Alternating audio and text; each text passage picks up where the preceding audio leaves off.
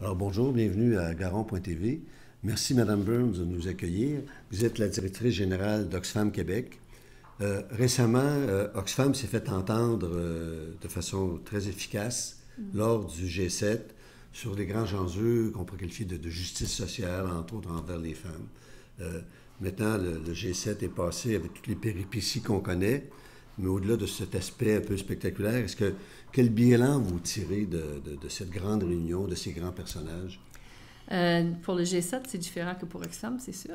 Pour le G7, en fait, je pense qu'il y a deux choses qui nous ont fait plaisir ou qui nous encouragent. C'est le fait que le gouvernement canadien, dans cette présidence, a créé un comité consultatif sur l'égalité des sexes. Donc, toute la question des droits des femmes. Et ils ont nommé 21 femmes vraiment impressionnantes à l'entour de la table qui ont eu une rencontre avec les décideurs le samedi matin directement pour faire des recommandations. Et quand on voit le communiqué qui est sorti du G7, on sait que, bon, il y a une personne qui s'est retirée. Bon, on n'est peut-être pas surpris, mais en tout cas, dans cette déclaration, pour la première fois, on voit apparaître toute une section sur l'égalité des sexes, toute une section sur les enjeux qui touchent les femmes. La question de l'écart salarial apparaît dans le document final. La question du travail domestique et de soins qui n'est pas rémunéré, donc les femmes qui font un double travail, s'occupent de parents, d'enfants, de la maison, mais travaillent aussi. Comment on peut réduire cette situation ou rendre ça plus facile pour elles. Ces choses apparaissent dans la déclaration finale. Donc ça nous a beaucoup encouragés parce que je ne crois pas qu'on a vu ça avant.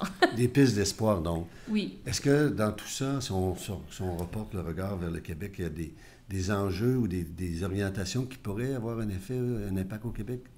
Bien, en fait, l'impact qui m'a beaucoup encouragé, c'est le rôle qu'on va jouer dans le monde. Donc, il y a une annonce pour un fonds important de 4 milliards pour favoriser l'éducation des filles, en particulier dans les pays en conflit. Donc, le Canada se positionne à vraiment travailler pour que les filles ailleurs puissent avoir accès à l'éducation et avoir les mêmes droits que les femmes peuvent avoir au Québec. Et ça nous encourage beaucoup.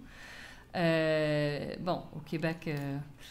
Je pense que ça a mobilisé beaucoup. On a eu beaucoup d'intérêt pour nos discussions sur les changements climatiques, entre autres. Et ça touche toute la planète. Donc, nous, on a parlé beaucoup des changements climatiques et comment ça affecte les petits producteurs dans les pays du Sud, en particulier les femmes, qui doivent marcher de plus en plus loin pour trouver de l'eau, qui n'ont pas de quoi nourrir leur famille parce qu'il n'y a plus de pluie.